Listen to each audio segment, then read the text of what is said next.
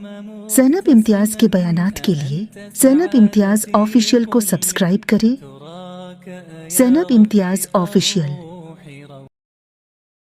یہ صحابہ اکرام رضی اللہ تعالیٰ عنہم اجمعین کا تذکرہ ہے کہ وہ کیسی زندگی گزارتے تھے، تحقیق کرتے تھے علم میں۔ آج ہمارے اندر بتاؤ کتنی تحقیق ہے، ہم کن محفلوں میں بیٹھتے ہیں، کن لوگوں کی صحبت میں بیٹھتے ہیں، کن کے گھروں کا کھاتے ہیں، وہ زندگی میں حلال کما رہے ہیں یا حرام کما رہے ہیں۔ آج مسلمان اس قدر حرام پر ٹوٹا ہوا ہے، غور و فکر نہیں کرتے۔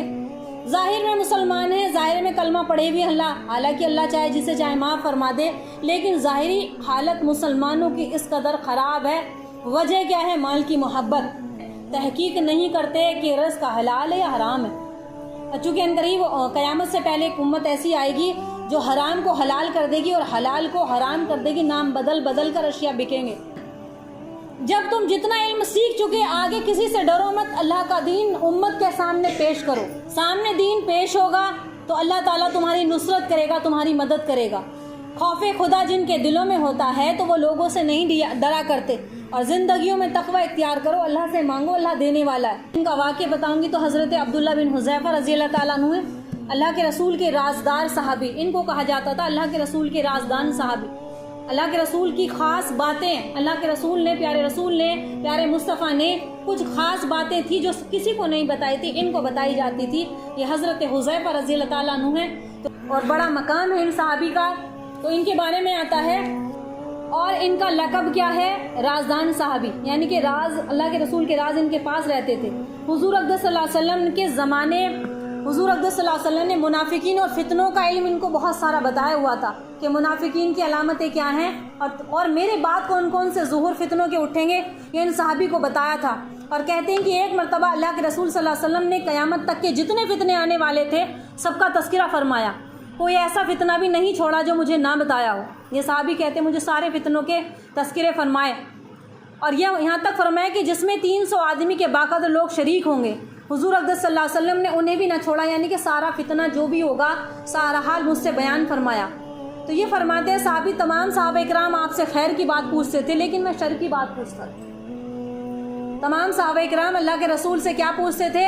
کہ خیر کی بات، کہ یہ کس کام میں خیر ہے، یہ ہمیں کون سا کام کرنا چاہیے۔ لیکن یہ صحابی فرماتے ہیں کہ میں اللہ کے رسول سے خیر کی بات نہیں، شر کی بات پوچھتا تھا کہ فلاں برائی سے کیا انجام ہے، اس برائی کو کرنے سے سزا کیا ملے گی، تاکہ اس سے بچا جا سکے۔ برائی کی باتیں کیوں پوچھتے تھے؟ کہ اس سے بچا جا سکے۔ ایک مرتبہ میں نے دریافت فرمایا، میں نے اللہ کے رسول سے پوچھا کہ اللہ کے رسول، یہ خیر و خوبی جس طرح سے آج ہے، آج جس طریقے سے آپ کے زمانے مبارک میں امانت داری ہے، سکون ہے، چین ہے، محبت ہے، الفت ہے، تو کیا آپ کے بعد بھی زمانے میں ایسی رہے گی؟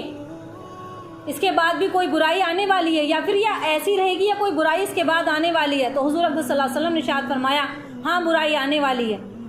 تو میں نے عرض کیا کہ اللہ کے رسول، وہ برائی کے بعد کیا پھر بھلائی لوٹ کر آئے گی؟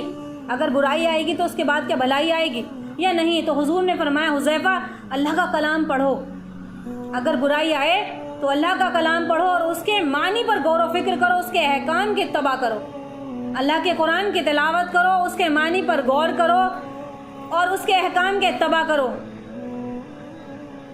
میں نے عرض کیا پھر بھی مجھے گھبراہٹ رہی ہے اللہ کے رسول، پھر سوال کرتے ہیں اللہ کے رسول اس برائی کے بعد کیا بھلائی آئے گی؟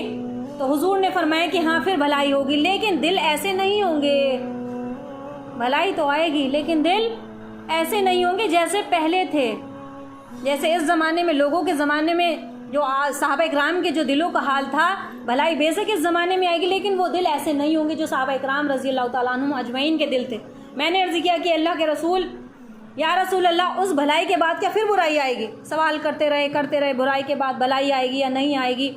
پھر حضور نے فرمایا ہاں ایسے لوگ پیدا ہو جائیں گے جو آدمیوں کو گمراہ، ہاں ایسے لوگ پیدا ہوں گے جو لوگوں کو گمراہ کریں گے اور جہنم کی طرف لے کر جائیں گے، اور خوب تعداد سے تم دیکھو لوگ کتنے گمراہ ہیں، اور جا رہے لوگ لوگوں کے کہنے کے مطابق لوگوں کی باتیں سنتے ہیں اور انہی پر عمل کرتے ہیں۔ حضور صلی اللہ علیہ وسلم نے، پیارے رسول نے ارشاد فرمایا ہے ایسے لوگ پیدا ہوں گے جو لوگوں کو گمراہ کریں گے، جہنم کی طرف لے کر جائیں گے۔ میں نے عرض کیا کہ اگر اس میں اس زمانے کو پاؤں تو کیا کروں؟ اگر مجھے وہ زمانہ ملے، وہ زمانہ جب یہ بات چل رہی ہے پیارے رسول کا زمانہ تھا، بڑا خیر کا زمانہ تھا، وہیں یہ نازل ہوتی تھی جو احکام کتنا خیر کا زمانہ ہوگا جب اللہ کے رسول خود تشریف فرما ہوں گے اس زمانے میں. اس زمانے کی بات ہے. اور فرمایا کہ اگر میں اس زمانے کو پاؤں, صحابی کہتے ہیں اگر میں اس زمانے کو پاؤں تو میں کیا کروں, کیسے بچوں اس فتنے سے, اس گمراہی سے. تو حضور نے فرمایا اگر مسلمانوں کی کوئی متحدہ جماعت ہو تو یا اس کا کوئی بادشاہ ہو تو اس کے ساتھ شریک ہو جانا. فرمایا اور ان سب فرقوں کو چھوڑ دینا اور ایک کونے میں بیٹھ جانا. اگر کہیں کچھ راستہ نہ ملے تو ایک کونے میں بیٹھ جانا, ایک درخت کے نیچے بیٹھ جانا اور وہیں بیٹھے رہنا جب تک فتنہ ختم نہ ہو, اور مرتے دم تک وہیں بیٹھے رہنا. چونکہ ان منافقوں کا حال حضور نے سب مجھے بتلا دیا تھا. منافق کون ہوتے ہیں؟ مسلمان کا مطلب تو وہی ہے کلمہ پڑھنے والے, لیکن منافق ظاہر زبان سے کلمہ پڑھ لیتا ہے, اپنے آپ کو مسلمان کہتا ہے, لیکن اندر سے اسلام کے حکام کو پسند نہیں کرتا.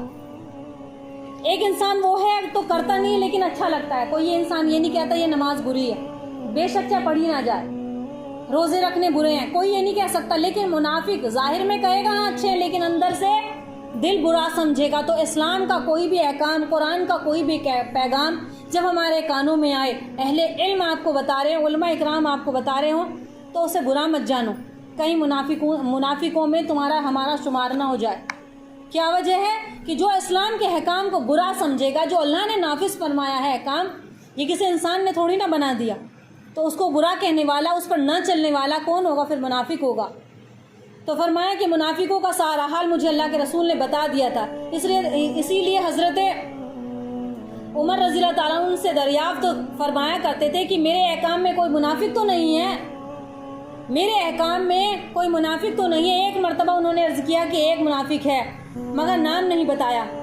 حضرت عمر نے ان کو اس بات پر کہا کہ مجھے بتائیے غالباً اپنی, لیکن انہوں نے نام نہیں بتایا. جب کوئی شخص مر جاتا تو حضرت عمر تحقیق فرماتے کہ دیکھو اگر حذیفہ اس مطلب جو فوت ہو جاتا شخص, اگر اس کے جنازے کی نماز میں حذیفہ شریک ہے تو وہ حضرت عمر بن خطاب بھی شریک ہوتے.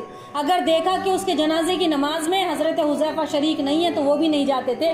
یعنی کہ وہ منافقین کا جنازہ نہیں پڑھواتے تھے, شریک ہی نہیں ہوتے تھے. تو صحابہ اکرام بھی نہیں پڑھتے تھے, یہ پہچان تھی منافقوں کی.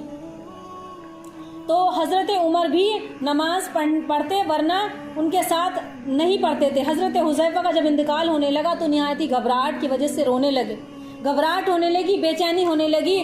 لوگوں نے دریافت کیا کہ فرمایا کہ دنیا چھوڑنے کا غم ہے, یہ کس وجہ سے آپ کا رونا ہے؟ جب اللہ سے ملاقات ہوگی تو کیسا لگے گا؟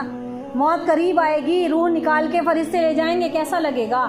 یہ وہ صحابہ اکرام ہیں جو اللہ کے رازدان صحابی ہیں, وہ مرتے وقت گھبرا رہے ہیں.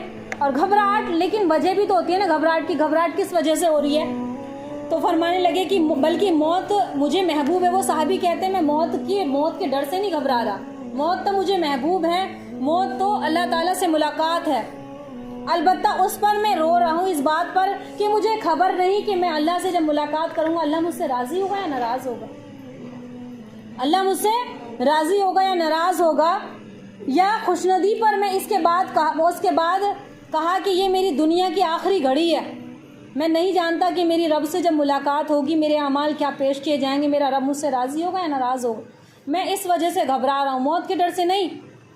یہ پھر فرمایا کہ دنیا میں میری اب آخری گھڑی ہے, اور یا اللہ مجھے معلوم ہے, اے اللہ مجھے معلوم ہے کہ مجھے تجھ سے محبت ہے, اسی لیے اپنی ملاقات کی مجھے برکت عطا فرما. یہ صحابہ اکرام رضی اللہ تعالیٰ عنہم اجمعین کا تذکرہ ہے کہ وہ کیسی زندگی گزارتے تھے, تحقیق کرتے تھے علم میں. آج ہمارے